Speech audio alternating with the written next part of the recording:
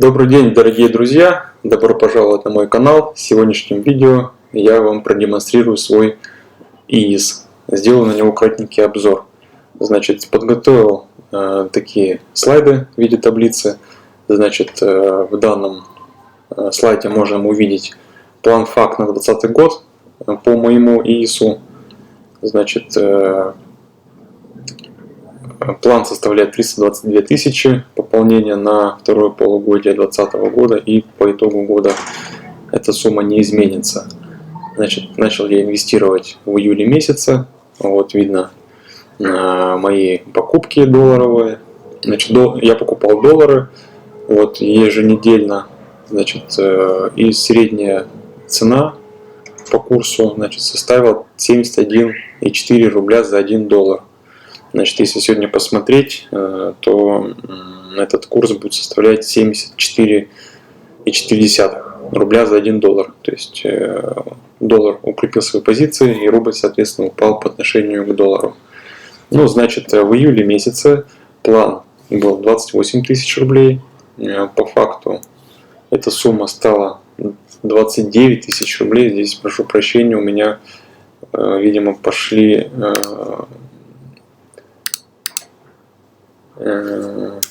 нестыковки. Сейчас я подкорректирую. Прям в таком быстром режиме. Значит, 29 тысяч рублей по факту было пополнение в июле. И с учетом покупок акций, с учетом их котировок, вырос мой портфель на 1500 рублей. Значит, 30,5 тысяч рублей составил. По итогу за июль план выполнен на 109%. То есть довольно-таки несущественный, конечно, не такой большой перевыполнение плана, но я этого плана, если буду придерживаться, то по итогу года, повторюсь, что мои вложения составят 322 тысячи рублей. Вот. Дальше переходим на, если еще поменяю, 325 тысяч рублей. Переходим на вкладку «Активы».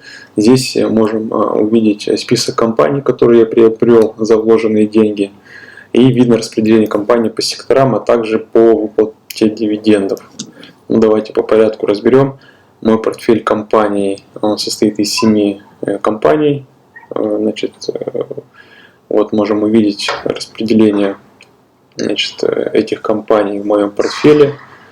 Вот. Средний диапазон составляет порядка 10% каждой компании. Какие-то больше, какие-то меньше. Вот. Значит, за июль месяц с начала даты покупок я их приобретал еженедельно, какую-то компанию. И мы видим, что на 2 августа какие-то компании ушли в плюс, какие-то в минус. Но я, в принципе, был к этому готов, и этого следовало и ожидать. У меня редко было такое, что все компании вот растут и все хорошо. Ну вот если мы увидим, то в среднем мой портфель вырос на 5 долларов или на 13%. Далее, состояние моего портфеля выглядит следующим образом. В акциях 30 тысяч рублей, 283 рубля, значит, 7 рублей в рублях, и в долларах, если переводить по курсу, 230 рублей лежат в долларах. Итого 30,5 тысяч. Дальше. Распределение компаний по секторам. Значит, как видно из данной таблицы, в потребительском секторе у меня лежит 3 компании. Leggett & Platt, Tyson Food и British American Tobacco. В индустрии они занимают разные позиции, так скажем, в разных индустриях они работают. Вот. 2 компании работают в финансовом секторе, Prudential Financial и People's United Financial. Значит, одна компания работает в секторе электроэнергии, Southern Company, и одна компания работает в индустрии телеком, услуг и в секторе связи. Это компания TNT. Я хочу дополнить данную таблицу еще диаграммой линейной, чтобы можно было видеть, какой сектор занимает какое количество процентов. Значит, дальше перейдем в таблицу дивидендов на второе полугодие. Здесь я составил, разбил по месяцам на второе полугодие, какая компания будет платить сколько дивидендов на определенное количество акций, которые находятся в данный момент в моем портфеле. И мы видим, что средний процент дивидендов составляет 5,68. Значит, на сегодняшний день, на 2 августа. Значит, с учетом выплаты налогов, на сегодняшний день выплаты дивидендов я поимею $7,8. И вот по месяцам можем видеть доход по дивидендам. Значит, я эту таблицу хочу дополнить еще одной вкладкой, может быть двумя. Это по необходимому, значит, времени, когда нужно купить эти компании, чтобы получить дивиденды. Значит, я хочу сделать упор в августе месяце на покупку этих 3 компаний: Southern Company, Tyson Foods и British American Tobacco. В августе их еще докупить специально, потому что в сентябре будет по ним выплата дивидендов, и они закрывают реестр где-то в середине августа, начиная от середины августа начинают закрывать реестр. То есть до этого момента нужно будет докупить акции этих компаний.